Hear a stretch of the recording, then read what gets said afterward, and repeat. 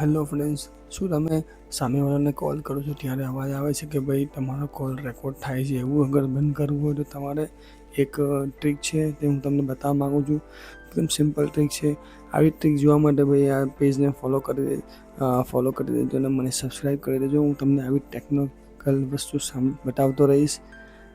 તો સિમ્પલ છે. તમે એમાં કોલ લોગમાં જાઓ. કોલ લોગમાં જયા પછી 3 ડોટ આવશે. એ 3 ડોટ પર ક્લિક કરો. 3 ડોટ પર ક્લિક કરી તમે સેટિંગમાં જાઓ. સેટિંગમાં જયા પછી કોલ રેકોર્ડિંગમાં જાઓ.